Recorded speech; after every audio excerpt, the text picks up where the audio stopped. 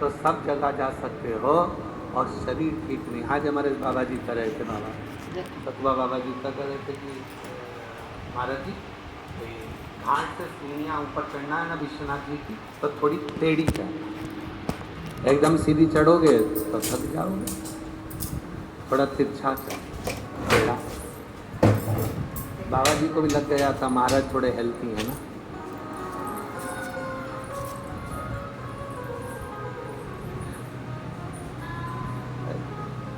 अब बाबा जी तो अपनी बॉडी एकदम फिट रखते हैं, क्योंकि कई बार कोई आता है तो फिर वापस नीचे आना पड़ता है, फिर दर्शन करने जाना पड़ता है। उनका तो सतुआ बाबा जी का तो जो आश्रम है वो भी थोड़ा ऊंचा है, सीढ़ियों पे चढ़कर, तो बार बार जाना फिर आना, फिर जाना फिर आना, तो ये बॉडी मेंटेन रहती है। अब यहाँ तो क्या है, वहाँ से आए, यहाँ आए, कथा बाची, फिर अपने कमरे में चले गए। हम तो किसी से मिलते भी नहीं। आप लोगों से मिले क्या? हमारा तो मिलना भी नहीं होता, बिल्कुल। और केवल एक जगह से मतलब नहीं, हम कहीं मिलते नहीं, हमारा आदत नहीं है। कोई नहीं कह सकता कि महाराज जी हमसे मिल लेते ना। हाँ, पीछे के 1-2 दिन रहते हैं, उसमें हर हर महादेव हमसे करते मिलते, ऐसा नहीं।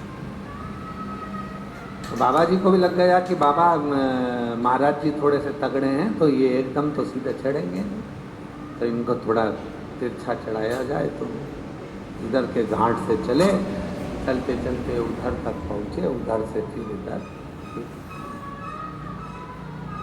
तुम्हारे पास फोटो वीडियो होंगे तो बता देना जरा, बता रहे हो? हाँ, कि भाई ऐसे ऐसे चढ़ रहे हैं, वो भी बता देना है, और लोगों को ये ना लगे कि हाँ महाराज जी बोल दिए हैं। अब महाराज जी की तो स्पीड तेज थी, उन्होंने तो हाथ पकड़ रखा था, चलो चलते चलो। अब हमारी स्पीड तो स्पीड ही है, चलो।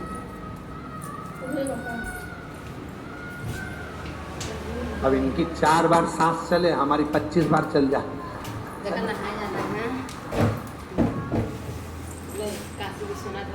और सांस से तो इनका कोई पाला है नहीं, हमारी सांस से बहुत पाला पड़ता है, इसलिए हमारी सांस भी ज़्यादा चलती है।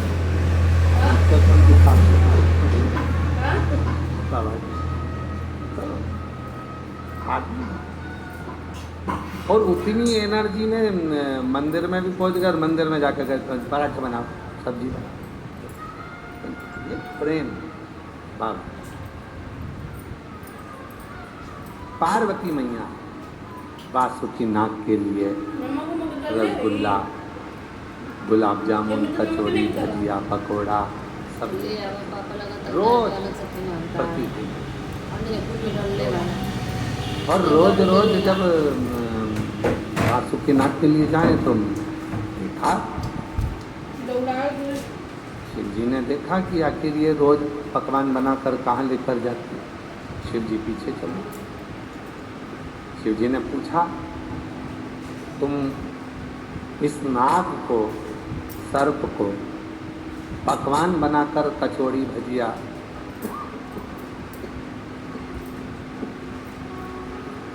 कचौड़ी, भजिया, पूड़ी, खीर इस नाग को, सर्प को क्यों खिलाते? माँ पार्वती जी ने कहा कि इनको खिलाने का केवल एक कारण है कि जिस समय दुख की घड़ी थी कोई नहीं आया, सारे देवता अमृत के लिए तत्पर रहे, सारे देवता अमृत में डूबे रहे, तब केवल एक यही सर्प था जो विष को भी देखकर हमारे गले में लपट गया था। उसने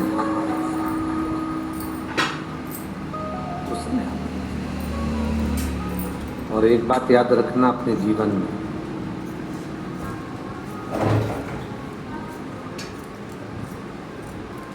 जो दुख में तुम्हारे साथ में खड़ा है उसको जिंदगी में कभी भूलना मत, कभी मत भूलो। जो दुख में तुम्हारे साथ खड़ा, सुख में तो ढेरों खड़े हो जाएंगे, सुख में तो तुम्हारे बहुत सारे लोग आ जाएंगे कि भाई सुख है, गाड़ी बंगला जमीन जायदाद धन वैभव सब है, तो ढेरों तुम्हारे हो जाएंगे। पर जो दुख में खड़ा है, दुख जो तकलीफ में खड़ा है, जो कष्ट में खड़ा है, वो जो दुख में खड़ा है, जो कष्ट में खड़ा है वो और अंत समय प्रभु आना पड़ेगा, वचन दिया तो निभाना पड़ेगा। आए ना आए प्रभु कुटुंब कबीला, अंत समय प्रभु आना पड़ेगा, वचन दिया तो निभाना पड़ेगा। अंत समय प्रभु वचन दिया तो निभाना पड़ेगा। जो तुम्हारे दुख में खड़ा है बस वही समझ लेना कि श्रेष्ठ है, वही श्रेष्ठ।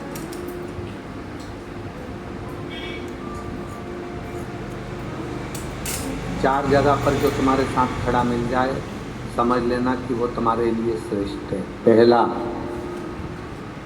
अदालत में जो तुम्हारे लिए खड़ा मिल जाए समझ लेना श्रेष्ठ है। थाने में जो तुम्हारे लिए खड़ा मिल जाए समझ लेना श्रेष्ठ है।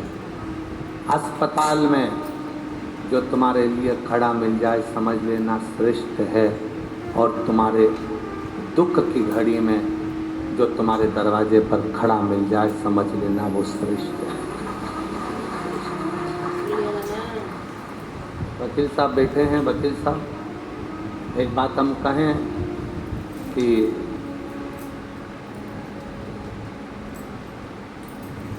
आपने भी देखा होगा जब अदालत में कोई केस पहुंच जाता है तो अपने साथ छोड़कर भाग जाता है। बोलो सही है कि गलत?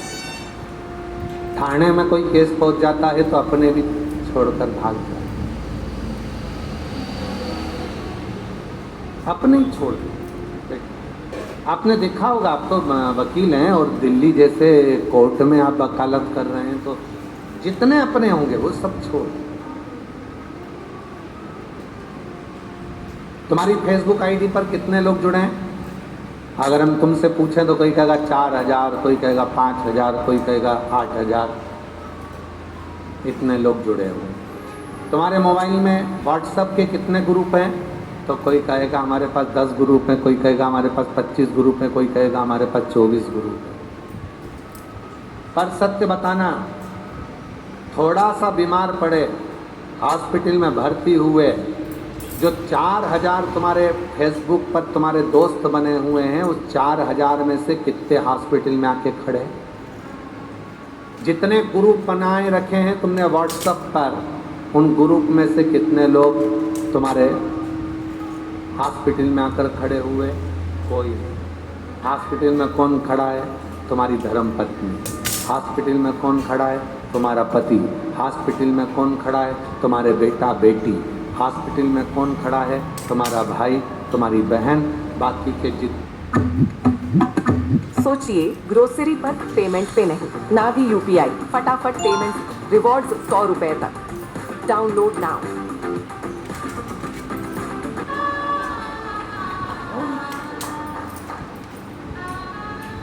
वो आखिरी में डालेंगे। क्या डालेंगे? हाँ बोलो बोलो बोलो, जम के बोलो। ओम शांति। निपट गया।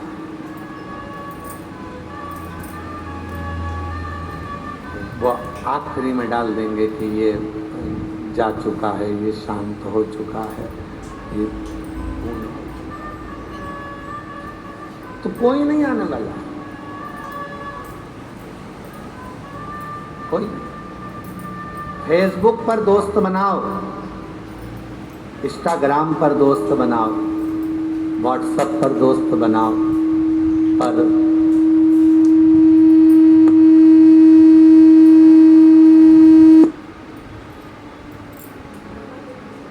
उन सब दोस्तों से ज़्यादा ज़रूरी है विश्वनाथ जी को अपना मित्र बना लेना। विश्वनाथ जी को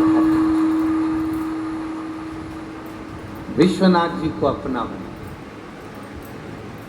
और मैंने सारे सहारे छोड़ दिए, बस तेरा सहारा काफी है। मैंने सारे सहारे छोड़ दिए, बस तेरा सहारा काफी है।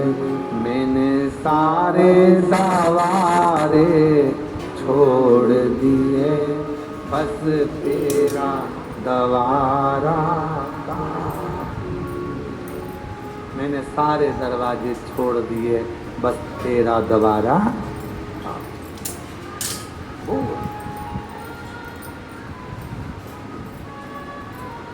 कई लोग कहते हैं गुरुजी हमारे ऊपर हमारे घर का बहुत बोझ है, मैं घर का अकेला व्यक्ति हूँ, बहुत वजन है मेरे ऊपर, बहुत बोझ है।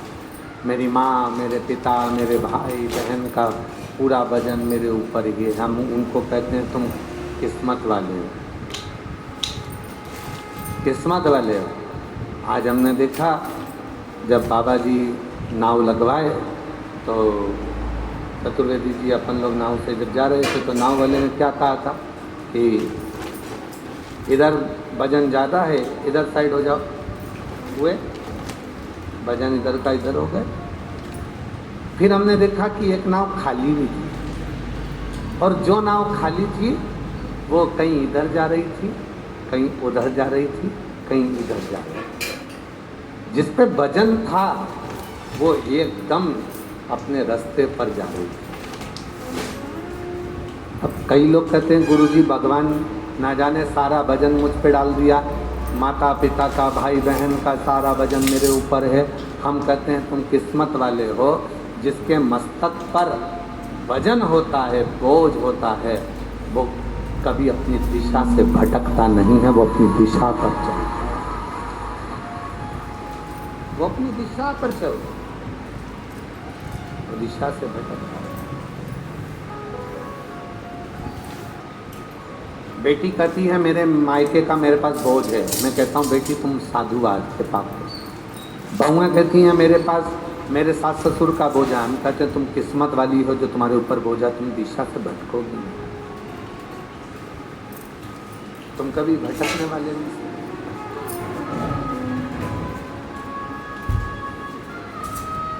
ये बोझा है। उत्तर प्रदेश शासन के माननीय यशस्वी मुख्यमंत्री जी योगी जी एक बार एक इंटरव्यू में बैठे हुए थे बाबा जी, तो इंटरव्यू में कहा गया था कि आपके ऊपर पूरे उत्तर प्रदेश का भार है, आपके ऊपर पूरी उत्तर प्रदेश का भार है, पूरी उत्तर प्रदेश, और ये पूरी उत्तर प्रदेश का भार आपके ऊपर है बाबा जी। तो उत्तर प्रदेश शासन के यशस्वी मुख्यमंत्री जी योगी जी ने कहा था कि ये भार है, मैं नहीं मानता। भार उसको माना जाता है जो बोझ लग रहा। ये उत्तर प्रदेश के रहने वाले जितने भी मेरे उत्तर प्रदेश वासी हैं, ये मेरे लिए बोझ नहीं है, ये मेरे लिए मेरे दिल का निवास करने वाले मेरे अपने।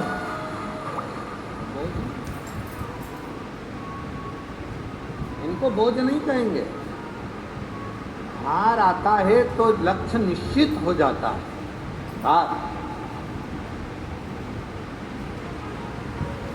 इसीलिए शायद भगवान देव महादेव भगवान शंकर अपने लक्ष्य से कभी हटे नहीं हैं, भगवान शिव अपने लक्ष्य से कभी हटे नहीं। क्यों? क्योंकि सारे देवता देव कहलाते हैं और मेरा देव अधिदेव महादेव कहलाते हैं। वो महादेव बोझ भजन, सारे देवताओं का भजन, सारे देवताओं का भजन, सारे देवताओं का भजन मेरे महादेव का।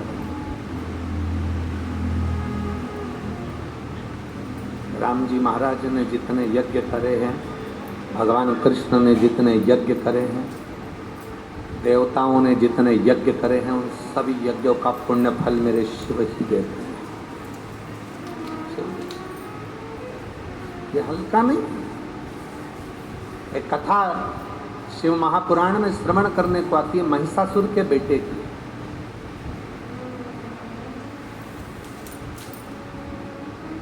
महिषासुर का जो लड़का था वो बड़ा विद्वान था, बहुत चतुर था।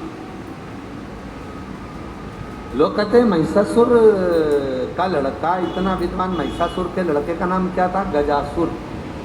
क्या नाम था? गजासुर। तो महिषासुर के लड़का गजासुर इतना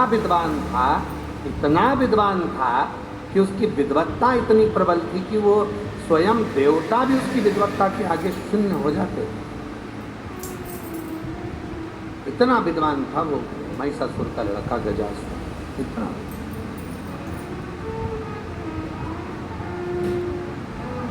शंभु शरणे पड़ी माँ को घड़ी रे घड़ी दुख काटो दया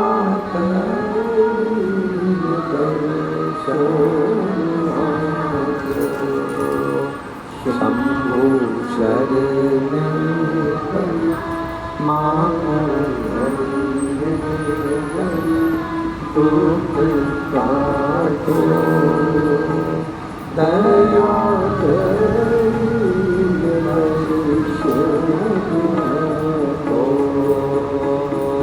शंभु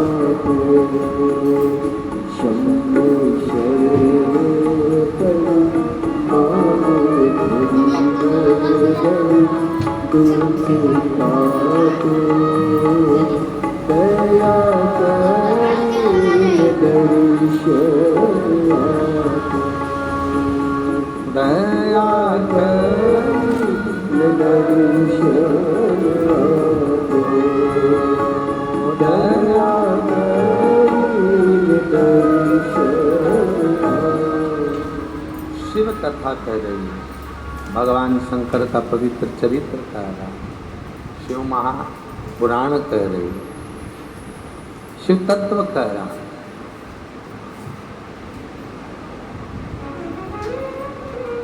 शास्त्र कह रहा,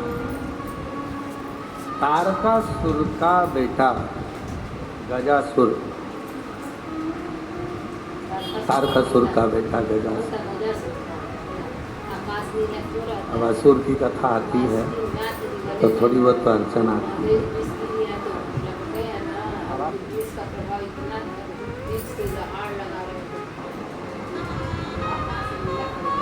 तारकासुर बच्चा होना सबसे अच्छा।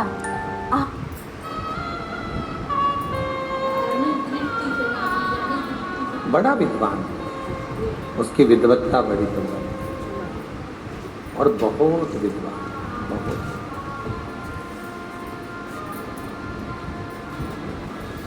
एक बार शिव का परम भक्त था गजासुर, शंकर जी का परम उपासक था, शिव जी की अविरल भक्ति करता था। एक बार इंद्रदेव ने गजासुर की परीक्षा ले ली।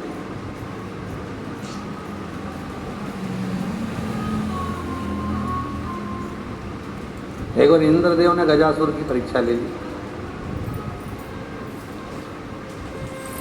क्या परीक्षा ली? गजासुर से इंद्र ने कहा कि तुम शिव के इतने बड़े उपासक हो, यदि शरीर के बिना छुए आप शिव को जल चढ़ा दो तो हम मान लें कि तुम शंकर के उपासक। शरीर टच नहीं करना चाहिए, शरीर ना छुए। बाबा जी बड़ी सुंदर कथा गजासुर की है। महिषासुर का बेटा है गजासुर और इंद्र ने इसकी परीक्षा ली। इंद्र ने कहा कि शरीर ना छुए तुम्हारा और तुम शिव को जल चढ़ा दो। अब बड़ा गजासुर को लगा कि असुर,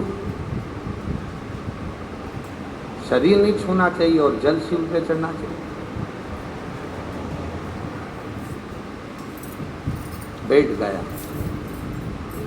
शिवलिंग के सामने, शिवलिंग के सामने बैठा और शिवलिंग के सामने बैठकर जो मंत्र का नाद करने बैठा, जो नाद करने बैठा, ऐसा नाद किया शिव जी का। अब नाद कैसा करा था? अपनी वाणी का नाद। ऐसा चिंगाड़ा गजासुर, ऐसा चिंगाड़ा कि बादल फट गए और पानी शिव जी पर गिरना प्रारंभ हो गया। बादल फट गए, शिव पे जल गिरना प्रारंभ, बिना स्पर्श, बिना छुए, बिना हाथ छुए, हाथ ही नहीं लगा। हाथी तो था, शरीर तो हाथी था, बिना छुए उसको जल चढ़ाना था, बिना छुए।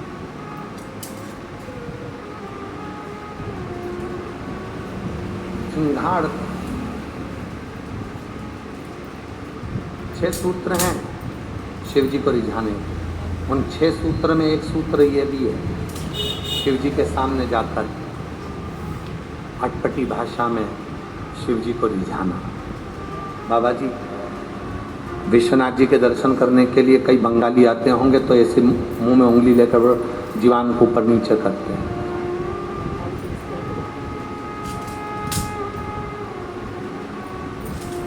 ये गजासुर का ही दिया हुआ है बाबा जी। गजासुर के पास में जब डमरू नहीं था शिव को रिझाने के लिए, तो केवल गजासुर ही ऐसा था जिसने गाल को डमरू बजाकर भगवान को रिझाया था। और आज भी सनातन धर्म में शिव को रिझाने की एक प्रथा है। जब व्यक्ति को लगता है कि मैं उलझन में फंस गया और मुझे कोई रास्ता नहीं मिल रहा, तो वो गाल का डमरू बनाता है। आप लोगों ने गाल का डमरू बनाकर कई बार पूजन करी होगी, शिव जी पर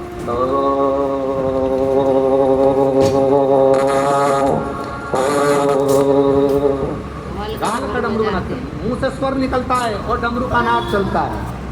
जब व्यक्ति उलझन में डूबता है, उसको लगता है कहीं चैन नहीं मिल रहा, शांति नहीं मिल रही, तब शिव के सामने पहुंचता है, हाथ में कोई डमरू नहीं होता, तब वो अपने स्वर को बढ़ाता है और गाल का डमरू बजाता है। वो देने वाला गजासुर आज भी सनातन धर्म में गाल का डमरू बजा, इसलिए लोग कहते हैं तेरे बहुत गाल बज रहे हैं। गाल बजने का मतलब क्या है? बहुत आराम से, आनंद से, ऐसे खुशियों में बज रहा है। तेरे बहुत गाल बज रहे हैं, आजकल खूब घूम रहा है गाड़ी में, तेरे बहुत गाल बज रहे हैं, खूब आनंद कर रहा है, खूब चकाचक खा रहा है, तेरे खूब गाल बज रहे हैं।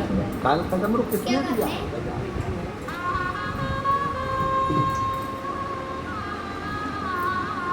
आता है तुम लोगों को बजाना?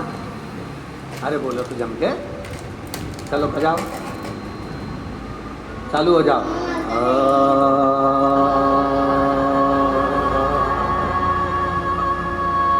ये गाल का डमरू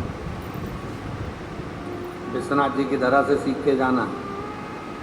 जरूरी नहीं है कि हाथ में डमरू होगा तो ही शिव रीझेगा। और अभी तो ऐसा हो गया है कि मंदिर में दर्शन करने जाओ तो कुछ सामान ले जा ही नहीं सकते, ना मोबाइल, ना फोबाइल, ना कैमरा, ना कैमरा, कुछ नहीं, तो डमरू तो नहीं ले जान देंगे। इसलिए अपने काल का डमरू बजा के भी शिव जी को रिझा सकते हैं।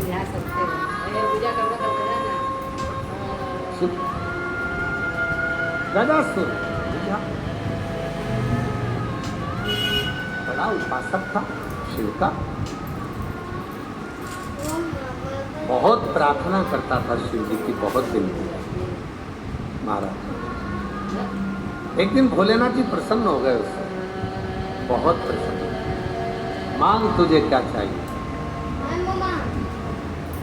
गजासुर बोला रोज रोज बुलाता हूँ, दर्शन करता हूँ, तुम्हें वापस भेज देता हूँ, बहुत तकलीफ में लगते हैं आप, मेरे को लगता है कि आप मेरे कारण परेशान हो।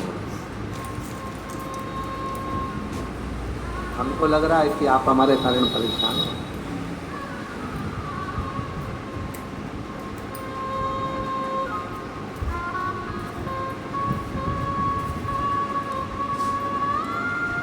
इसीलिए बाबा जी ऑनलाइन कथा हम थोड़ी कम दे पाते हैं, क्योंकि हम जो नज़ारा देख रहे हैं ना,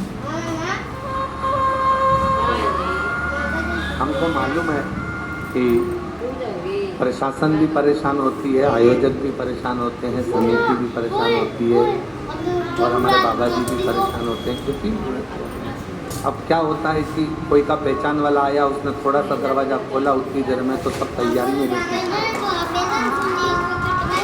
अब उसके पहचान वाला अंदर आ रहा था, उतनी देर में दरवाज़ा पूरा खुल गया, समझ गया। एक प्रहलाद के चक्कर में पूरा कुल तर गया। इसीलिए थोड़ा ऑनलाइन कथा देने के लिए थोड़ा सोचना पड़ता है, विचार करना पड़ता है। और बाबा जी तो रोज़ यहाँ से प्रार्थना कर रहे हैं आप लोगों से कि घर पर बैठ कर सुनो, ऑनलाइन सुनो, घर पर सुनो, घर पर सुनो। आज भी हम बाबा जी के यहाँ गए थे, वहाँ बहुत सारी माताएं रो रही थी कि हमको कथा में जाना है, बाबा जी व्यवस्था कर दो। बाबा जी के मैं नहीं जा रहा हूँ, तुम चली जाओ, नहीं आई रहेगा।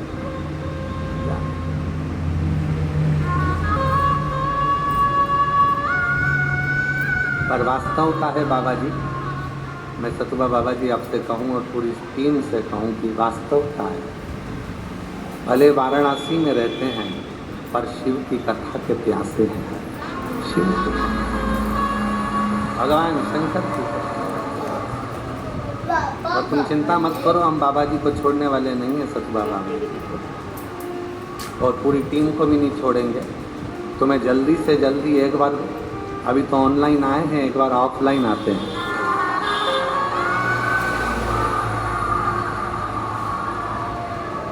अब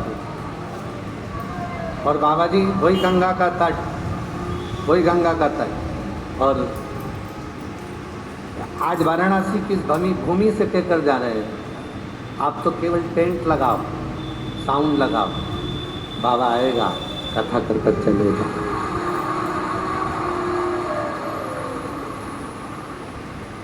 कुछ नहीं देखना आपको, आस्था अवस्था ये वो सब बाबा देख देंगे। आप तो केवल इन भक्तों की व्यवस्था करो, इनको पकाओ, इनको बिठाओ, सुलाओ, आनंद से कथा, बहुत प्यार से। और तुझसे मिलने के लिए तेरी कसम, तुझसे मिलने के लिए तेरी कसम, मुलाकात जरूरी है, मुलाकात जरूरी है।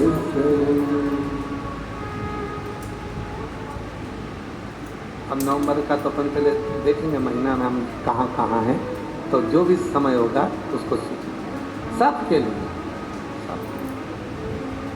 सब। और जितने आस्था चैनल पर कथा सुन रहे हैं, 17 अगस्त से 23 अगस्त तक जयंती स्टेडियम भिलाई में छत्तीसगढ़ में कथा है। 6 महीने से हम छत्तीसगढ़ को कथा नहीं दे पाए थे क्योंकि बाहर कथाएं बहुत थी। अब हमको लगता है छत्तीसगढ़ के भी बहुत सारे प्यासे मेरे डमरू वाले के बेटे होंगे जो कथा सुनने के लिए। इस कथा को सुनो, चाहे तुम अंदर बैठे हो, बाहर बैठे हो, कहीं पर भी बैठे हो, अपने घर पर भी बैठे हो और अगर पंडाल में भी कहीं बाहर बैठे हो, जितना लाभ इन 9 रत्नों को जजमान को मिल रहा है कथा का, उससे 1000 गुना लाभ आप सबको कथा सुनने को मिले। आप जहाँ बैठे आप तो केवल श्रवण करो, उसको दिल से अपने अंदर उतारो। मेरा भोले बाबा कुबरेश्वर बाबा की ये शिव पुराण को हमने देखा है, जो आकर बैठता है वो खाली नहीं जाता है। 3 महीने में मेरा भोला भंडारी भंडार जरूर गजासुर शिव जी से कहते हैं कि तुम मेरे कारण परेशान हो, मैं हर कभी बुलाता हूँ तुम्हें आना पड़ता है क्योंकि तुमसे वर मांगा है। भगवान शिव ने वचन दिया था गजासुर को कि तू बुलाएगा मैं आऊँगा, परेशान हो गए। जैसे ही मैंने अपनी स्टोरी में ये कर्टन्स लगाए ना, ओ माय गॉड, मुझे आप लोगों के इतने सारे मैसेजेस आए ना, तो फाइनली बता देती हूँ कि ये कर्टन सेट ऑफ 2 मैंने ऑर्डर किया है फ्लिप। गजासुर कहता है अब मैं ये तुम्हें परेशान होता हुआ नहीं देख सकता, तो क्या करूं, क्या हम तुम्हें परेशान होता हुआ नहीं देख सकते, तो फिर करें क्या।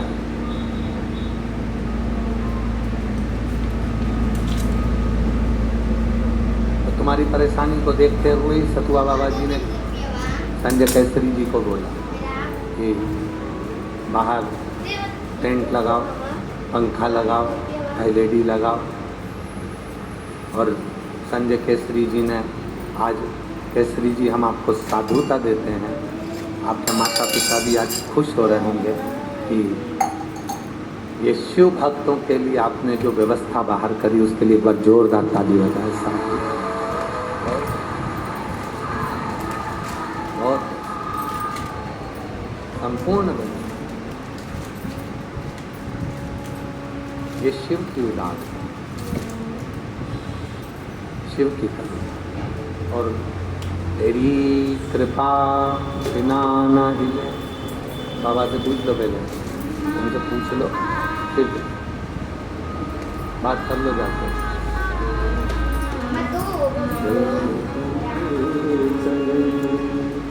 बखान क्या करूं राखों के घेरे का, कपटी बबूत में खजाना डूबेगा, एक अंगना मुक्ति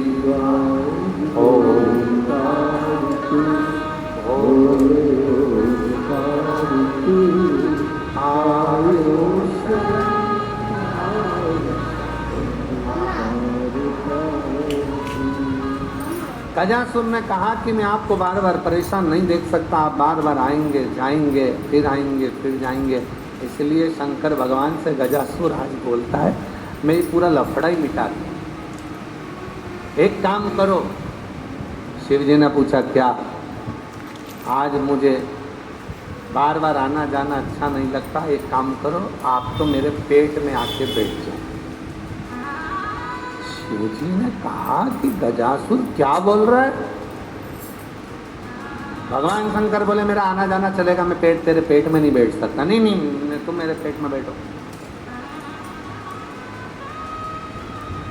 क्या बार बार आना जाना करते हो? पेट के अंदर बैठ जाओ, पेट के अंदर बैठो। पेट के अंदर बैठा रहा है ओ घड़दानी शंभु त्रिकालदर्शी, जरा देखिएगा गजासुर ने जो गाल का डमरू बजाया, शिव इतने प्रसन्न हो गए। उसके मुख से प्रवेश कर वो आवाज निकाल रहा था, जो आवाज निकल रही थी उस स्वर में मेरा भोले बाबा प्रवेश कर गया और उसके पेट में जाकर गजासुर के पेट गया। मेरा गजासुर के पेट में उधर पे जाकर हाहाकार मच गया चारों तरफ। शिव नहीं मिल रहे।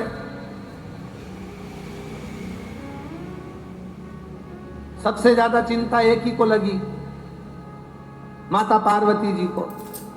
कहां गए? पति ऑफिस से थोड़ा सा भी लेट आता है तो पत्नी को थोड़ा टेंशन हो जाता है। किसके साथ थे? निकले हुए तो तुम्हें आधा घंटा हो गया था, कहां रुक गए थे? आते सही पत्नी इतने प्रश्न देती है कि पति बेचारा डिप्रेशन में आ जाता है। इतना प्रश्न क्यों? 5 बजे तो ऑफिस छूट गया था, तो तुम तो निकल गए थे। अच्छा गुस्सा भी आ रहा है इसको कि ये कुछ बोल नहीं रहे। ये चाय बनाने जाती है तो अदरक को इतना कूटती है। अदरक भी सोचती है भगवान पूरा बदला मेरे से निकाल रही, कूटे जा। तो कहां गए थे?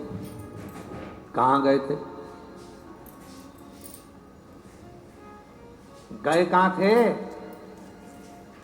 बोलो तो, कहां गए थे?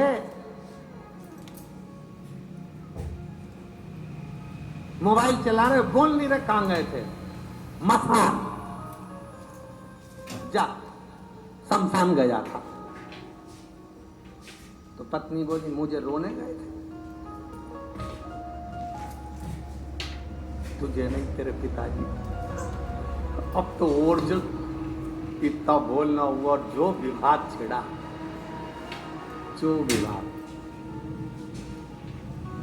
और विवाद पूरा खत्म नहीं होता। घर में एक छोटा सा बच्चा होता है जो मंदिर का घंटा होता है। इधर से माँ भगाती है, उधर से पिताजी भगाते हैं। दो इधर से माँ धरती है, पिताजी 2 धरते हैं।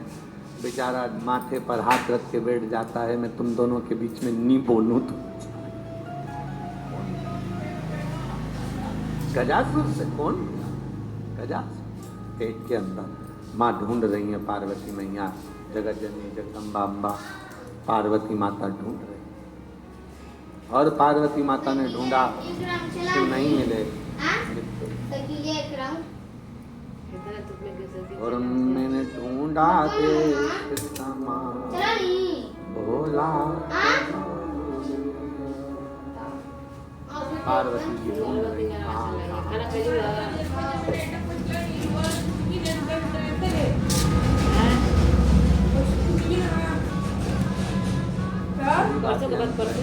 वाद्ययंत्र सब वाद्ययंत्र को लोग सुन सके, आनंद ले सके। एक वाद्ययंत्र सब अपना अपना फील्ड में उतरे तो अच्छा लगेगा। मैंने ढूंढा देश तमाम भोला, आकाश में ढूंढ रही है माँ पार्वती। आकाश वो तो गजासुर के पेट में क्रमशः चलना चाहिए, क्रमशः, एक के बाद एक। एक पहले, फिर दूसरा, फिर तीसरा, सबका बैकग्राउंड है। आकाश में ढूंढ रही माँ पार्वती, नहीं मिला। कहीं पाताल में, मैंने ढूंढा देश तमाम, भोला कहाँ मिलेगा, कहाँ मिलेगा, कहाँ मिलेगा, कहाँ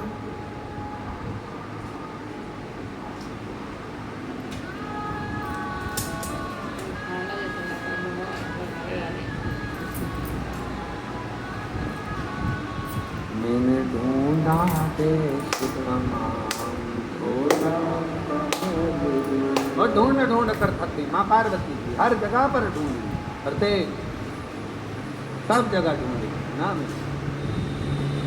कहाँ जाऊं? ब्रह्मा जी के पास पहुंची। ब्रह्मदेव, शिव जी मिले हैं आपको? नहीं।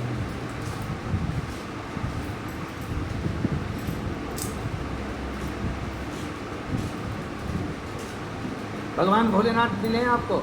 नहीं। ये उसी में का हाल हो गया कर्नाटक का, कर्नाटक के सुदूर के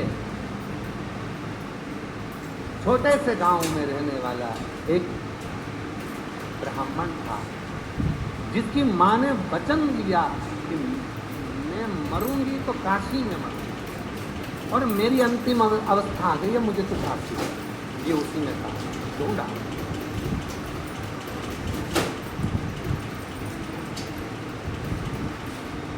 आए, काशी पहुंच रहे थे, भगवान भोलेनाथ जी को ढूंढ रहे थे, कहीं मिले। माँ ने प्रवचन में सुना था, मेरी माता ने, माँ ने प्रवचन में सुना था कि विश्वनाथ जी की धरा पर जब कोई प्राण छोड़ता है तो बाबा विश्वनाथ जी आकर उसको तारक मंत्र देते हैं। अब बूढ़ी अम्मा ये विचार में थी कि मैं मरूं नहीं, उससे पहले तारक मंत्र मिल जाए, और वो मंत्र जब मुझे मिल जाएगा तो मैं सबको बता दूंगी। अब कौन समझाए? आज तक काशी वालों को ही नहीं मालूम है कि वो तारक मंत्र है कौन सा। जो मर कर चले गए उन्होंने आके नहीं बताया। ए बिमला, शिव जी ने मुझे ये वाला मंत्र दिया था। हाँ, सपने में आकर तुम्हें बता गए हो तो बात दूसरी, पर सत्य कहें तो वो तारक मंत्र जो मेरे शिव देते हैं वो कोई दूसरा मंत्र नहीं होगा। हमको तो मालूम भी नहीं, क्योंकि हम लिपटे ही नहीं, पर इतना जरूर है कि वो तारक मंत्र कोई दूसरा नहीं है, वो मन की शांति का राम नाम, कृष्ण नाम, शिव नाम का।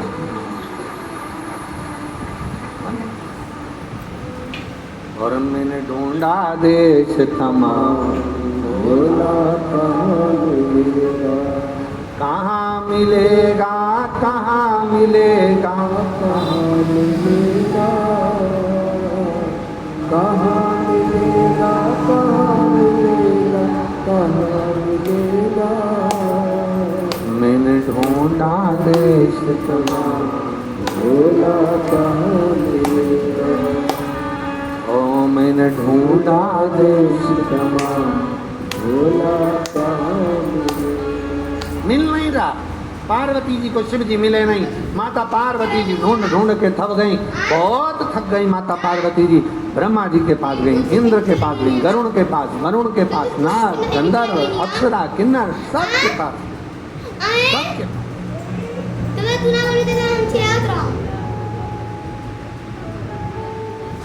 बताओ बताओ बताओ, हमको तो बताओ, नाग, हमको तो बताओ, गंधर्व, बताओ पहले मुझे अप्सरा, किन्नर, हम तुमसे सब- पूछते थे साइकिल चलाने गए थे। किन्नर का मतलब बताओ नहीं। बताओ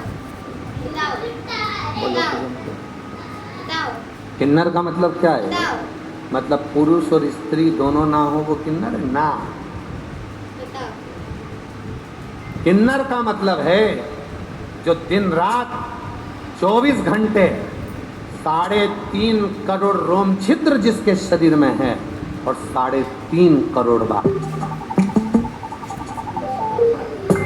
ना पैसा रुकेगा ना programme. Download Money View get loan and वही किन्नर है भाई। नाग, गंधर्व, अप्सरा, किन्नर, सब किन्नर का मतलब मालूम है? बोलो तो किन्नर का मतलब क्या है? मतलब पुरुष और स्त्री दोनों ना हो वो किन्नर है ना। किन्नर का मतलब है जो दिन रात 24 घंटे 3.5 करोड़ रोम छिद्र जिसके शरीर में है और 3.5 करोड़ बार दिन भर शिव का नाम लेता है, कीर्तन करता है, वही किन्नर है भाई। हर पल, हर घड़ी, हर क्षण। अप्सरा किसको कहा गया? अप्सरा का मतलब क्या? केवल नृत्य करने वाली, केवल नाचने वाली वो अप्सरा नहीं है। अप्सरा का मतलब है जो शिव की भक्ति से तेज पाती हो। अप्सराएं किसी ब्यूटी पार्लर में नहीं जाती। हम जिस होटल में ठहरे हैं, इस होटल से 80 घाट तक जाइए तो बीच में कम से कम इस साइड दोनों साइड मिला के 12 ब्यूटी पार्लर है। वो तो आज हम निकले तो मालूम पड़ा 12 ब्यूटी पार्लर बने हुए हैं। तो कई लोग कहे ये पार्लर, हाँ तो ये अप्सरा किसी ब्यूटी पार्लर में नहीं जाती हैं। अप्सरा का मतलब क्या? जो हमारे शास्त्र कहते हैं, गंधर्व, अप्सराएं, किन्नर सब जय घोष करने लगे, नाचने लगे, कूदने लगे। अप्सरा का मतलब क्या है? अप्सरा किसको कहा गया? कि ब्यूटी पार्लर में तैयार होकर आ गई वो अप्सरा होगी? पेंटिंग करके आ गई वो अप्सरा होगी? धागे से 4 घंटे तक बैठी यूज करती रही वो अप्सरा होगी? 2 घंटे तक पेंसिल से लाइन खींचे, डब्बा भरे और 2 घंटे तक कांच के सामने मुंडा फाड़े से तो अप्सरा होगी ना। अप्सरा किसको कहा गया? अप्सरा किसको कहते हैं? किसको अप्सरा कहा गया? जो भगवान के शिव के सामने बैठती है और मंत्र में डूबती है, शिव के तेज से अपने शरीर का, अपने मुख का तेज बढ़ा लेती है, वो अप्सरा कहलाती है। भगवत भजन में जो अपने तेज को बढ़ाए, भगवत भजन में जो अपने स्वरूप की सुंदरता को बढ़ाए, वो अप्सरा।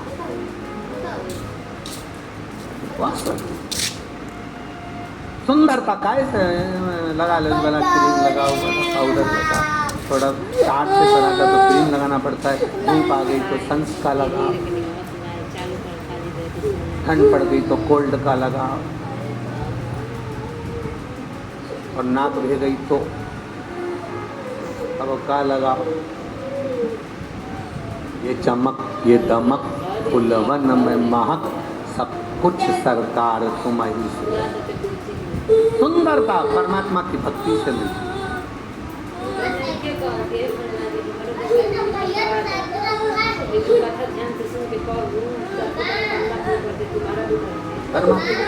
अप्सरा किसको कहा गया? जो भगवान की भक्ति में डूबी हुई है और इतनी डूब गई कि उसका चेहरा अपने आप चमकने लगा, उसको कहीं जाने की जरूरत नहीं पड़ी, वो स्वयं उसका चेहरा चमकता है, उसका स्वरूप बोलता है। वाह वाह साहब, क्या बात है। तुम देखो, तुम्हारे घर की बुजुर्ग माताओं को देखना, तुम्हारी अपनी मम्मियों को देखना जाकर, जितने लोग कथा सुन रहे हैं आस्था चैनल पर, फेसबुक, यूट्यूब पर, और जितने पंडाल में बैठ के कथा सुन रहे हैं, यहाँ जो अंदर भरे हो, बाहर भरे हो, उधर भरे हो, उधर भरे हो, जहाँ कहीं भरे भरे बैठे हो, तो तुम अपने घर की बुजुर्ग माताओं को जाकर देखना, अपनी मम्मा को देखना, अपनी सास को देखना। बहू को तैयार होने में करवा चौथ, हरतालिका तीज, छठ पे टाइम लगता है। सास 2 मिनट में पटला पटली ले लुआ के और पेन पुना के और तैयार होके और थूकी निकाल के लगा मुँह के और सास बिंदी लगा के और जो बाहर आती है तो बहू की आधी जान जल जाती है। दुपहरिया कितनी लग रही, ओल्ड इज गोल्ड, इतनी सुंदर। अब वो कहाँ के पार्लर गई? कहीं के नहीं, पर उसकी भक्ति का बल, उसके विश्वास का बल, उसने जो भगवान शंकर को 1 लोटा जल चढ़ाया, उसका बल उसके चेहरे पर नजर आता है, उसके चेहरे पर। अप्सरा वो नहीं है जो नृत्य करे। अप्सरा का मतलब है जो भगवान शंकर के सम्मुख में बैठकर, राम के सम्मुख में बैठकर, कृष्ण के सम्मुख में बैठकर, भगवान के सम्मुख में बैठकर, नारायण के सम्मुख में बैठकर भजन करे, वो अप्सरा।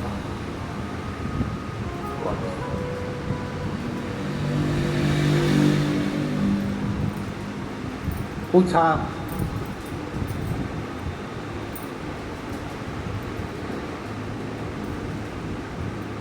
पार्वती जी ने पूछा,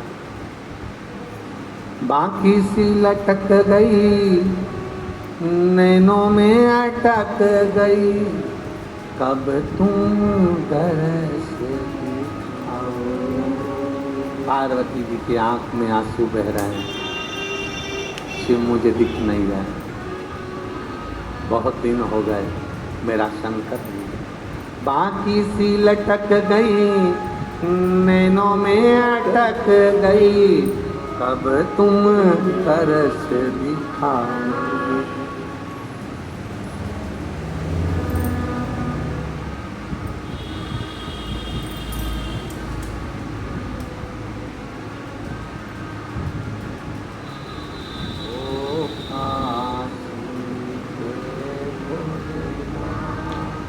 मन में थारी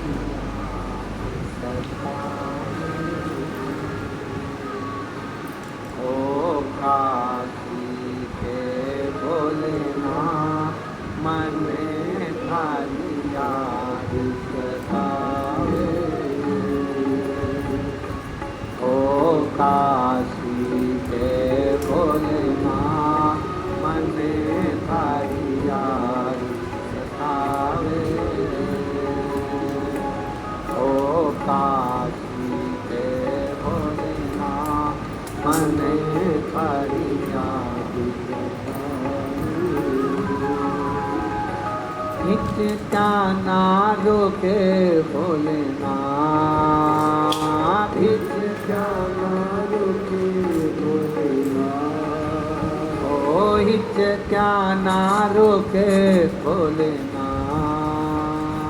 हिचका ना रोके भोलेनाथ, मन थारी याद सतावे।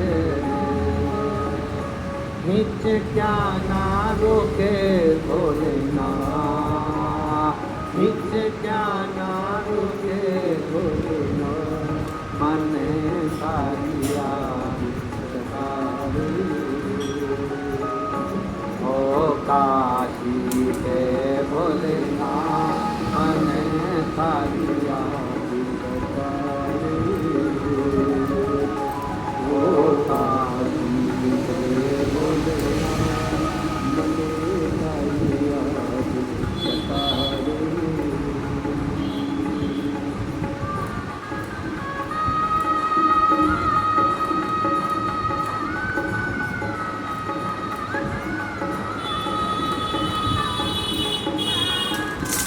शंभो।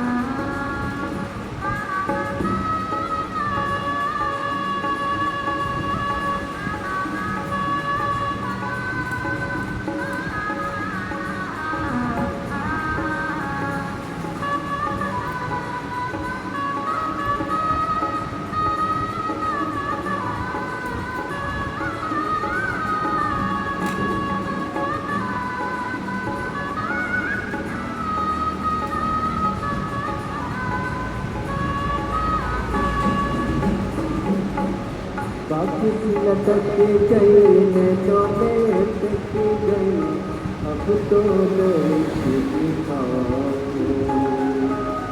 बाकी सी लटक गई, नैनों में अटक गई, अब तुम दर्श दिखाओगे।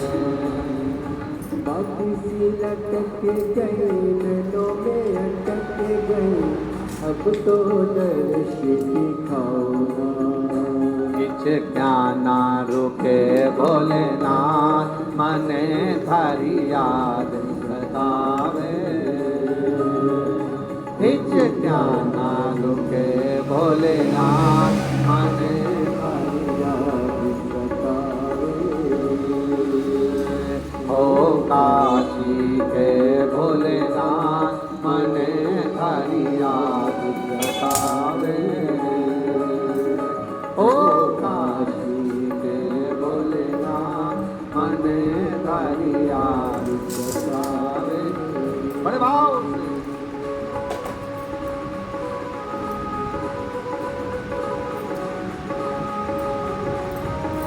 शंभो।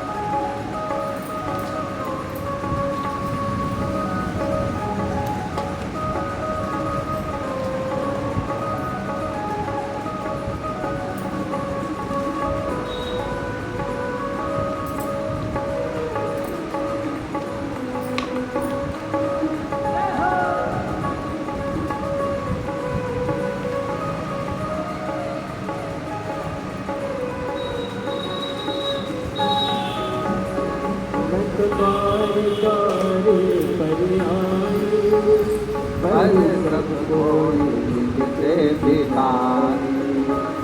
तो द्वार द्वार पर हारी, पर सब कोई मिलते भिखारी।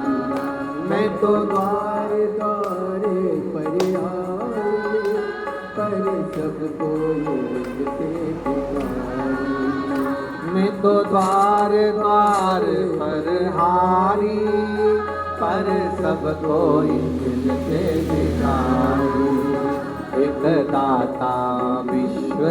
फसल की ग्रोथ रुकनी नहीं चाहिए मेरे दोस्त, मौसम चाहे कैसा भी हो।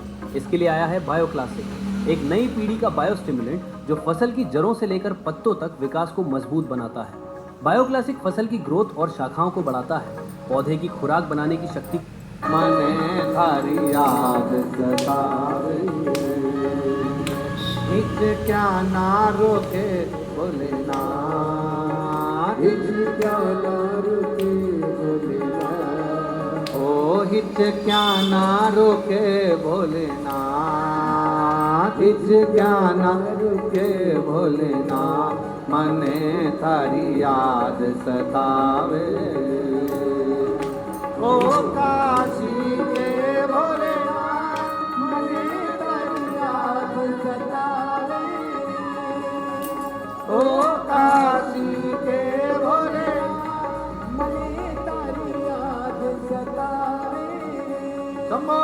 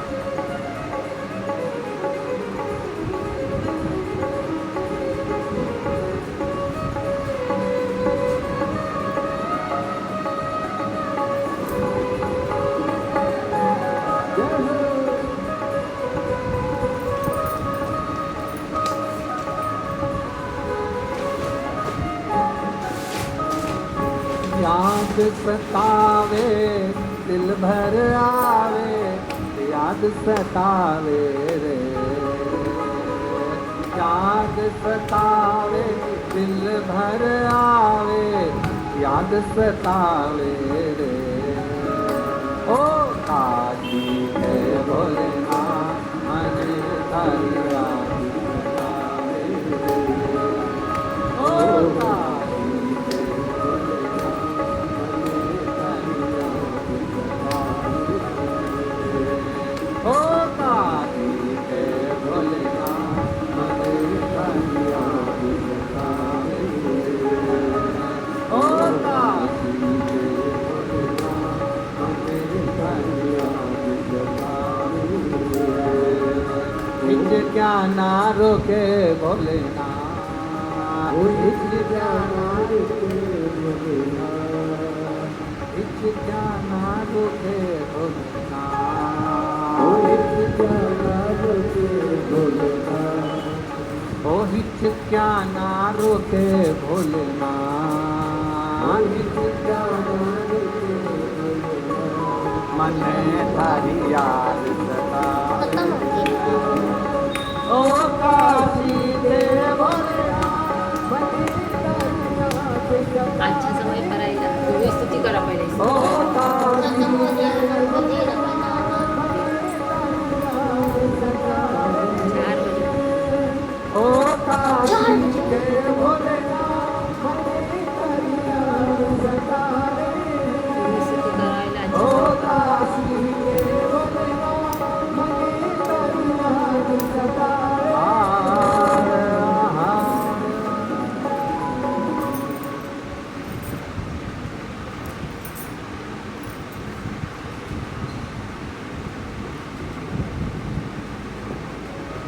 याद सतावे दिल भर आवे, याद सतावे रे, याद सतावे दिल भर आवे, याद सतावे और हिच क्या ना रुके भोले, क्या ना रुके भोलेनाथ मन थारी याद सतावे।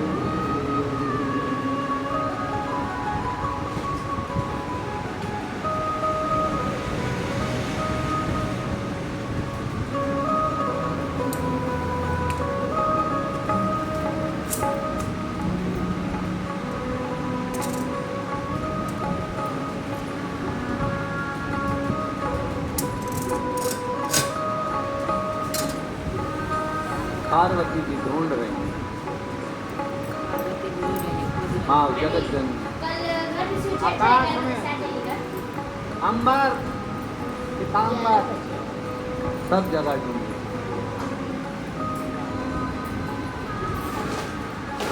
याद सतावे दिल भर आवे, याद सतावे, याद सतावे दिल भर आवे, याद सतावे। ओए, 9 बजे तू कथा हुआ तू गई तो पकड़ दिया ना फिर। ये नाही देत का?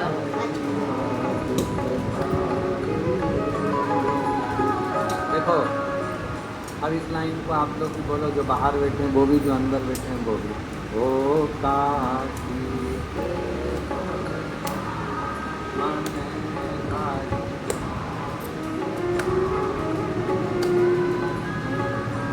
ओ काशी मन थारी। शिव कथा बड़े भाव से बाबा से अपने मन का भाव करिएगा, प्रार्थना करिए, विनय करिए, निवेदन करिए। ये कथा जो काशी विश्वनाथ जी की पवित्र भूमि पर चल रही है, वाराणसी में चल रही है। आवाज़ सेट नहीं है तुम्हारी 2 दिन से, आवाज़ सेट करो उसको। 2 दिन से ठीक नहीं चल रहा। बाबा विश्वनाथ जी की भूमि पर जो ये कथा चल रही है, ये 15 अगस्त को विराम हो जाएगी। ऑनलाइन चल रही है, अपने अपने घरों में बैठकर आप और हम इस कथा को श्रवण कर रहे हैं। फिर कथा 17 अगस्त से 23 अगस्त तक भिलाई छत्तीसगढ़ जयंती स्टेडियम में चलेगी 1 बजे से 4 बजे। 25 अगस्त को सीहोर कुबरेश्वर धाम की बाबा की भौम प्रदोष की कावड़, अब की बार की कावड़ मंगला गौरी व्रत के विराम पर भी है, होम प्रदोष पर भी है और बाबा की कृपा से ये कावड़ 25 अगस्त को सीहोर में चढ़ेगी, जिसको कामना की कावड़ कहते हैं। लोग इच्छा रखकर, मन रखकर, कामना देकर इस कावड़ में आते हैं। 28 अगस्त को रक्षाबंधन की संपूर्ण देशवासियों को बहुत बधाइयाँ हैं। 11 से 17 सितंबर तक उचहार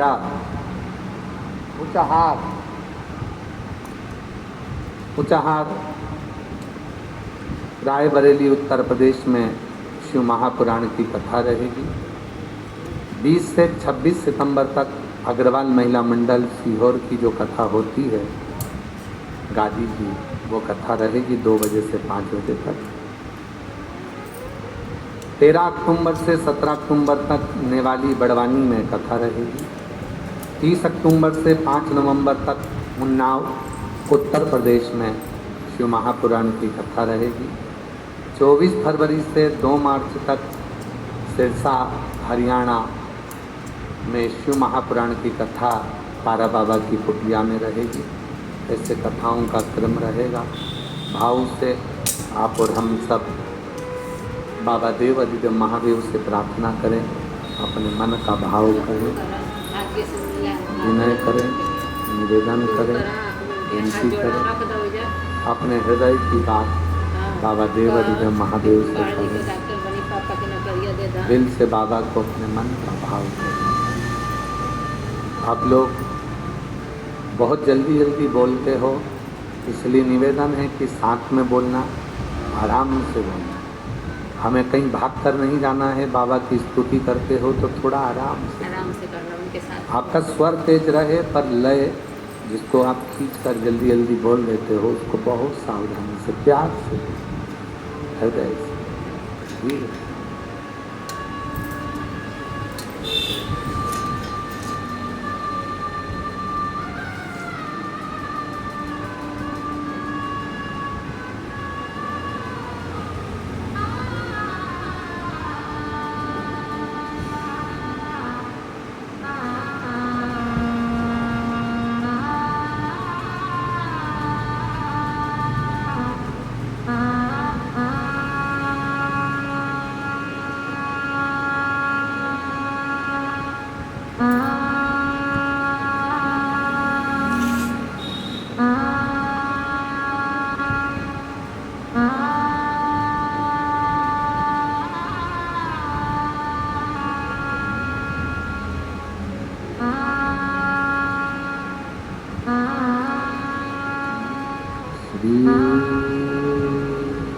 शिवा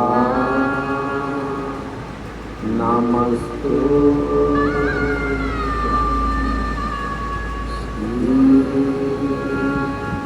शिवा नमस्तु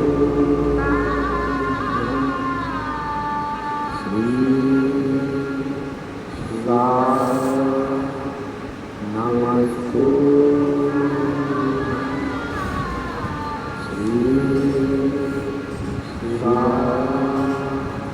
नमस्ते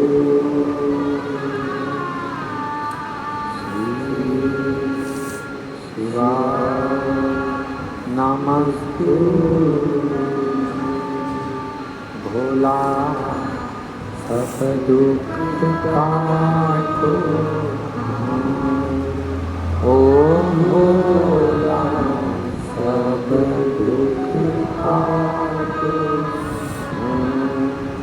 शिव शंकर जपते माला, भोले बाबा जपते माला, भोला सभी कृपा करो, ओ भोला सभी कृपा करो।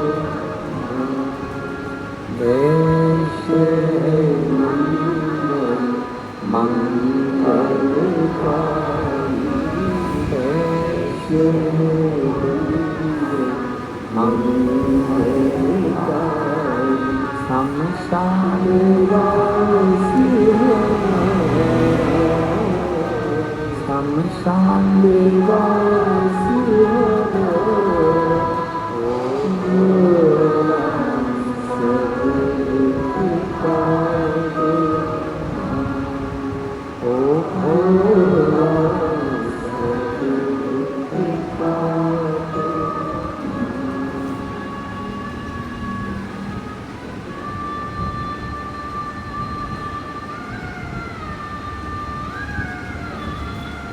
बाबा देव अधिदेव महादेव भगवान शिव ओगरदानी प्रतापदर्शी कैलाशी विनाशी भगवान शिव की पवित्र कथा कर रहे हैं, शिव महापुराण की कथा वर्णन कर रहे हैं, शिव तत्व कर रहा है। भगवान देव अधिदेव महादेव का चरित्र, माँ जगत जननी ढूंढ रही हैं शिव जी को, वो तो गजमुखी के पेट में जा बाबा मिलते हैं।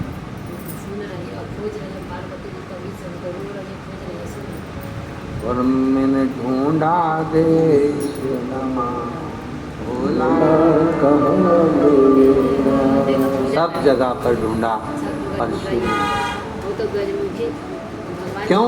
ऐसे करके डमरू बजा महिषासुर के बेटे गजासुर के पेट में शिव है। बहुत सावधानी से सुनना कथा को जरा, गजासुर की कथा।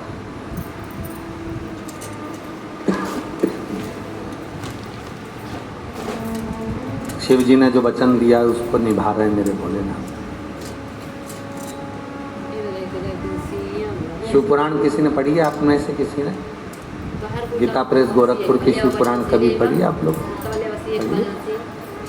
उसमें लिखा है शिव जी पे चढ़ा हुआ जल जब आचमन किया जाता है तो कायिक, वाचिक और मानसिक 3 ताप समाप्त हो जाए। 3 ताप बोलो कौन कौन से? कायिक, वाचिक और मानसिक। अब इस प्रसंग को तो तुमने विदेश्वर में पढ़ लिया, उसके बाद आ जाओ कुमार खंड में। शिव महापुराण के कुमार खंड में शिव जी से भगवान कार्तिकेय जी पूछ रहे हैं श्री शैलम पर बैठ, और श्री शैलम पर प्रश्न किया गया भगवान कार्तिकेय जी ने कि संसार के मनुष्य के भीतर के पाप समाप्ति का केंद्र क्या होगा, तो गजासुर की कथा को सुनाया। गजासुर ने मुझे अपने पेट में रख लिया था। शिव कहते हैं जो मेरे जल का आचमन कर लेता है उसके उदर में, हृदय में, बुद्धि में शिव 16 रात्रि तक विराजमान रहता है।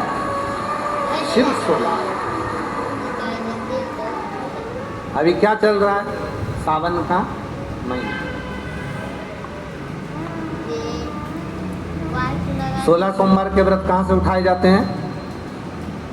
सावन के सोमवार से। ठीक है, सोमवार के व्रत कहाँ से उठाए जाते हैं? सावन के। मंगला गौरी व्रत कब उठाया जाता है? सावन के मंगलवार। श्रावण महीने में जितने मंगल पड़ते हैं वो मंगला गौरी के। आप लोगों के इधर होते कि नहीं होते? कितने लोग करते हैं? हाथ उठा। इधर नहीं होते शायद, आप करते हैं? इधर होते नहीं होंगे हमको जहाँ तक उम्मीद है। बाबा जी सावन के महीने में मंगला गौरी व्रत होते हैं। मंगला गौरी कहाँ है? यहाँ अष्टगौरियाँ हैं। हाँ, मंगला गौरी का भी मंदिर है यहाँ पर, बिल्कुल सत्य देवी मांग सब कुछ वो कर है। देवी तक ऐसी हाँ, बात नहीं। तो मंगला गौरी व्रत होता है बाबा जी, जो सावन के महीने में मंगलवार के दिन किया बहुत जाता दिया हूँ उसको 50 रुपये। है। हमने पूछा है, इधर साइड होता नहीं है, क्या पता। ठीक है 20 रुपये ले लो। मंगला गौरी व्रत कह दिन तक जिसमें 16 चीजें दान दी जाती हैं। कभी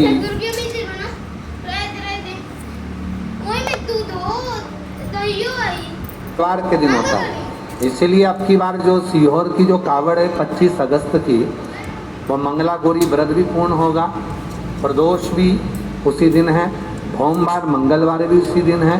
इसीलिए वो उस कावड़ का नाम हमने कामना कावड़ कहा। कामना कावड़ ये कि जिस कामना से हम देव अधिदेव महादेव को प्रदोष की कावड़ का जल माँ सीवन का भरकर कुबेर भंडारी को चढ़ाएंगे, बाबा कुबेर भंडारी हमारी कामना को पूर्ण कर देगा। क्योंकि मंगला गौरी व्रत का विराम भी उसी दिन हो रहा है। श्रावण महीने में मंगलवार के दिन मंगला गौरी का व्रत होता है। मंगलवार 16 वस्तुओं का दान दिया, 16। तो शिव क्या कह रहे हैं सदानंद कार्तिकेय जी को? कुमार खंड, शिव महापुराण, गीता प्रेस गोरखपुर की लाभ, उसका अध्ययन करो। उसमें वर्णन आता है, विदेश्वर में पढ़ोगे तो उसमें आएगा कि आचमन करने, शिव के चढ़े हुए जल का आचमन करने से कायिक, वाचिक, मानसिक 3 ताप समाप्त हो जाते हैं। फिर कुमार खंड में आओ तो कुमार खंड में श्री शैलम पर बैठकर सदानंद कार्तिकेय जी पूछ रहे हैं, बाबा संसार के मनुष्य के भीतर के सारे तापों को, पापों को कैसे समाप्त किया जा सकता है? शिव जी कहते हैं, गजासुर की कथा का स्मरण कराकर भगवान शंकर गजासुर की कथा का वर्णन करते हुए कहते हैं, मैं गजासुर के पेट में जाकर बैठा था। गजासुर, जब कोई संसार का मनुष्य शिव जी पे चढ़ा हुआ जल का आचमन करेगा, धारण करेगा, 16 रात्रि तक भगवान शंकर कहते हैं मैं उसके हृदय में, उदर में और बुद्धि में विराजमान हूं। हम बुद्धि में भी हैं, हम उदर में भी हैं और हम हृदय में भी। 16 बेलपत्री कितने रात्रि तक रहती है अपने शरीर के अंदर? बेलपत्री कितनी रात्रि तक रहती है? 41 रात्रि तक बेलपत्री अगर हम खा लेते हैं, बेलपत्री का अगर आधे से आधा भाग भी हमने मुख में खा लिया तो हमारे शरीर में ऊर्जा देती है 41 रात्रि तक। शिव का चढ़ा हुआ आचमन का जल हमें 16 रात्रि तक बल देता है। 16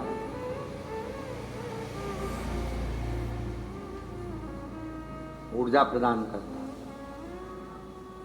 कनेर का पुष्प, शिव का चढ़ा हुआ, शंकर का चढ़ा हुआ कनेर का, कनेर देखा है ना लोगों ने, पीला कलर का जो कनेर का फूल होता है, पीला कलर का, शिव पर चढ़ा हुआ कनेर का पुष्प, यदि प्रदोष के दिन भगवान शंकर पर चढ़े हुए इस कनेर के पुष्प को अपने कर्ण पर, अपने कान के ऊपर धारण कर लिया जाता है तो व्यक्ति के जीवन में जो बड़ी बीमारी आने वाली होती है वो तुरंत समाप्ति की ओर चली जाती है। कनेर के पुष्प का इतना बल है, पर उसको ज़्यादा देर के लिए हाँ ये आपके हाथ में है ना, देव जरा एक फूल देव जरा, ले जरा ले,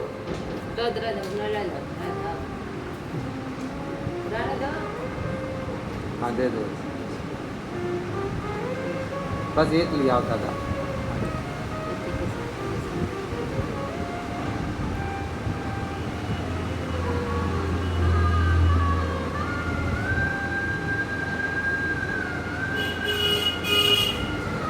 कनेर का पुष्प, शिव पर समर्पित करा हुआ कनेर का पुष्प कर्णों में कुछ देर के लिए जब धारण किया जाता है, कुछ देर हमारे जीवन के सारे रोगों को, बीमारियों को यह हर कुछ क्षण शिव का चढ़ा हुआ कनेर को, हमारे रोग को, बीमारी को, तकलीफों को समाप्त कर देता है। पर बहुत देर तक, 2 घंटा 4 घंटा तक नहीं, कुछ क्षण के लिए उसको लगाया जाता है। कनेर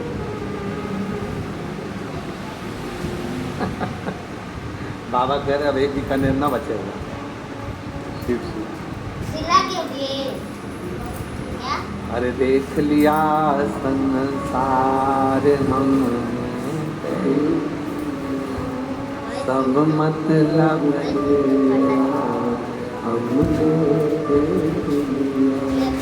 झूठे नाते, झूठे रिश्ते, झूठे नाते,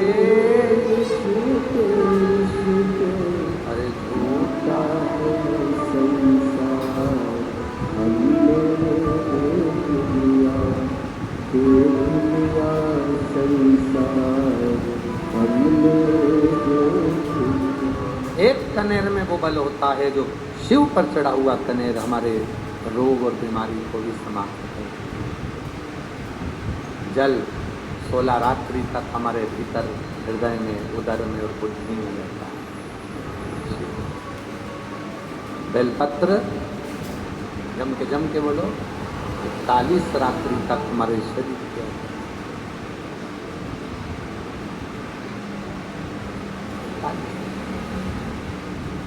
एक होता है बाबा जी अमृत चंदन। अमृत चंदन बेलपत्र का जो सूखा हुआ पेड़ होता है, और सूखे हुए पेड़ की अगर कोई टहनी मिल जाती है और उसको लोग घिसते हैं, पारिजात का फूल जो होता है बाबा जी, उस पारिजात के फूल के नीचे पीले कलर की केसर या डंडी होती है। केसरी भूमि पर गिरा हुआ पारिजात का फूल, उसके ऊपर का भाग निकालकर नीचे की जो केसर या डंडी होती है, जब वो बेलपत्र के जड़, बेलपत्र की डाली जो घिसी जाती है, सूखी हुई बेलपत्र को, सूखा मत लेना तुम लोग, वो तो कोई सूखा हुआ हो, नहीं तो मालूम पड़े तुम बेलपत्र को ही सूखा दो।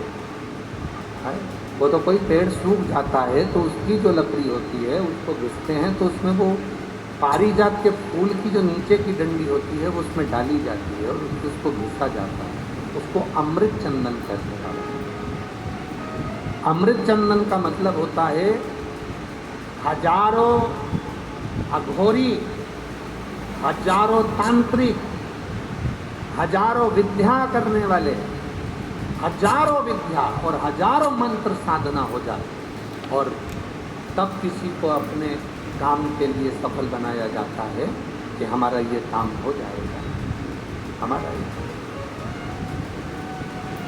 काशी मंदिर के पंडा जी हमारे बीच आए हैं, वह जोरदार ताली बजाकर उनके लिए साथ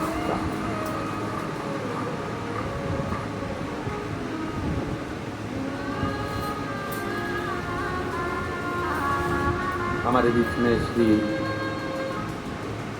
अर्चक श्री काशी विश्वनाथ मंदिर के श्री राजेश पाठक जी हमारे बीच आए, एक बार जोरदार ताली बजाकर।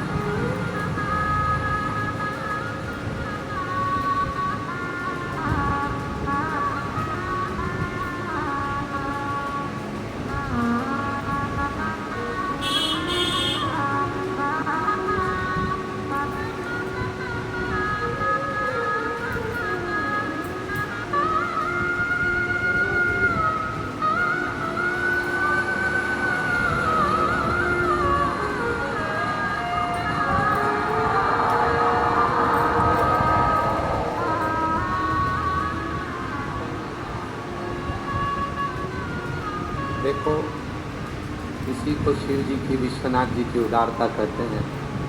चंदन की कथा चल रही थी और चंदन आ गया, बेलपत्र की कथा चल रही थी, बेलपत्र आ गई। इसी को शिव की उदारता है। और तेरी कृपा बिना न हिले,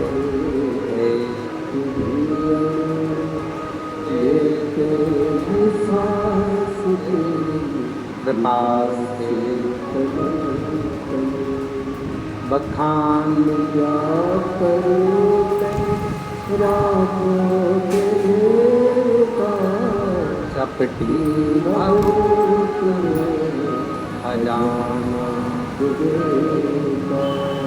गंगधार मुक्तिवान ओंकार भोले आयो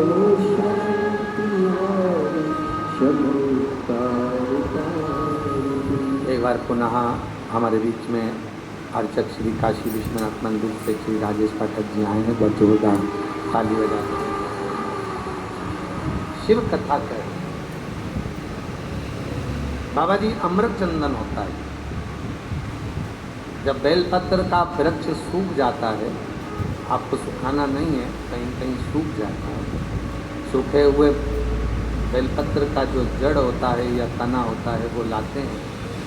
पारिजात फूल का नीचे का जो कैसर या डंडा होता है उसको उसमें डालकर जब घिसा जाता है, चंदन बनाया जाता है। हजार अघोर, हजार तंत्र विद्या और हजारों हजार कोई विद्या कर ले और तब जाकर कोई सिद्धि प्राप्त करे और उससे किसी को वश में करे। वो चंदन यदि सोमवार की अष्टमी के दिन प्रदोष काल में अगर शिव पर लग जाता है और उसी चंदन को अगर डब्बी में रख लिया जाता है और मस्तक पर 3 जगह पर उसको लगा लिया जाता है, तो आपको कहीं पर भी किसी को आसक्त करने की जरूरत नहीं पड़ती है। आप जिसके पास जाओगे आपका वो काम होकर ही रहता है। अमृत चंदन हजार तंत्र में, हजार विद्या में। और ये बताओ, और ये बताओ कहाँ से लाया है? भैया हमारा ये काम है, कर दोगे क्या? भैया हमारा ये काम है, कर दोगे क्या? ओके, और उस चंदन को अपने मस्तक पर लगाकर प्रैक्टिकल करना। सियोर वाला बाबा झूठ तो नहीं बोल के जा दिया है। अगली बार आएंगे तो पकड़ लेना। जब अगली बार सतुआ बाबा जी बुलाए तो गंगा जी के घाट पर वहीं पकड़ लिया। जैसे अभी आज सतुआ बाबा जी को वहाँ पर उनके आश्रम में लोग पकड़ लेते हैं। कहाँ जा रहे हो? बाबा जी तक आते गंगा जी घूमने जा रहे हैं, कथा में लोग पकड़ ले तो पकड़ लेना तुम भी। अगर प्रैक्टिकल जरूर करना। योर वाला बाबा बोल कर गया है, कहीं झूठ तो नहीं बोलेगा। और प्रैक्टिकल करना चाहिए, बिना प्रैक्टिकल के तो जीवन का आनंद ही नहीं। प्रैक्टिकल जरूर। शिव तत्व की प्राप्ति और जो तुम बाबा के दरवाजे पर, बाबा के धाम में जो तुम आनंद के साथ सुन। एक पत्र आया है, अच्छा है। पत्र तो बहुत सारे हैं और एक पत्र बड़ा आनंदित है।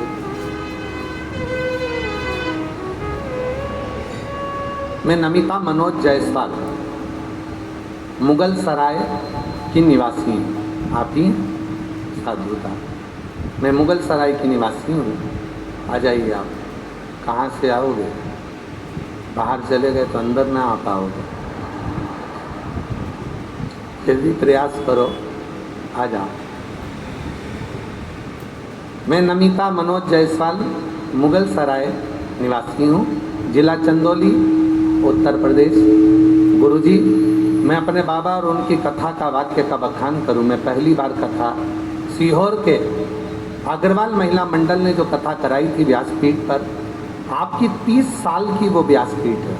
उस व्यासपीठ के बाहर रोड पर बैठकर मैंने कथा सुनी थी, क्योंकि अग्रवाल धर्मशाला छोटी है, उसमें लोग बैठ नहीं पाते, तो हम रोड पर बैठे थे। रोड पर बैठे थे तो लोग हंस रहे थे कि ये रोड पर बैठकर लोग कथा सुन रहे हैं।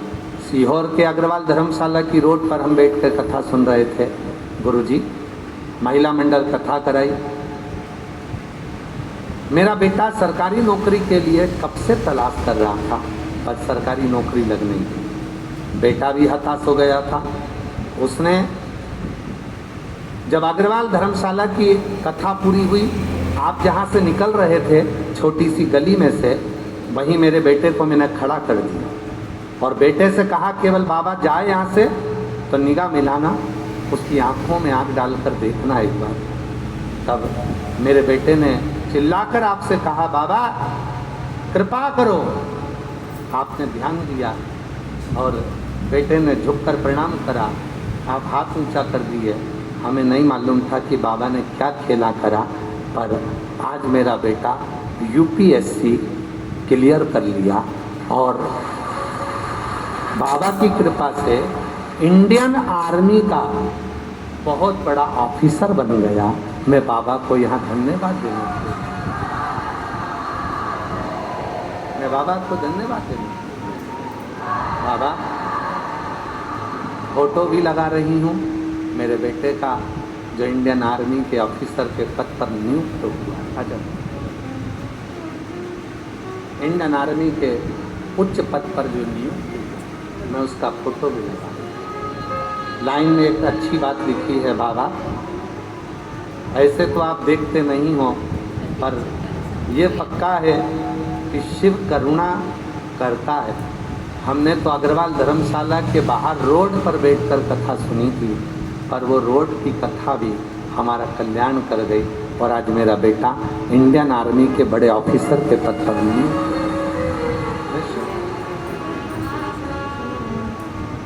और जो जैसी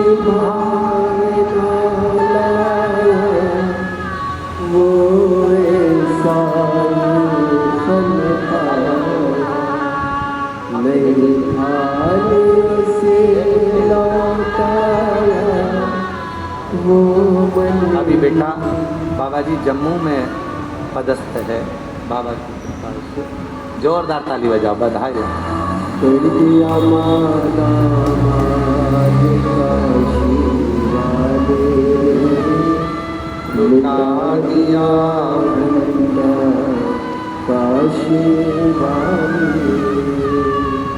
एक पत्र और बड़ा सुंदर है। मेरा नाम अंकिता अर्जरिया है, मैं पत्नी रुचि अर्जरिया झांसी उत्तर प्रदेश से आई हूँ। कहीं बैठी हो तो हाथ हिला सकती हैं आप ही।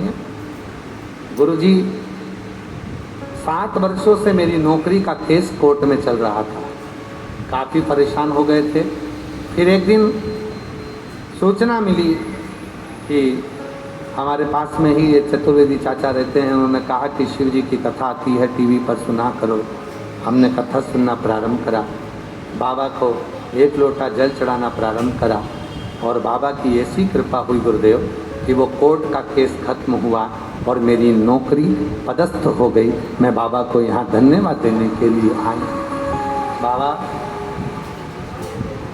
शिव की कृपा, करुणा और उनकी उदारता से ये सब कुछ हुआ। आ जाइए वेलकम बंडा। शिव कृपा जो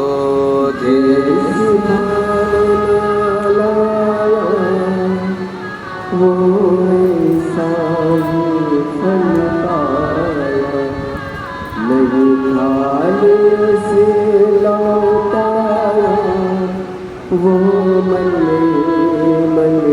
हर्षाया कर दिया।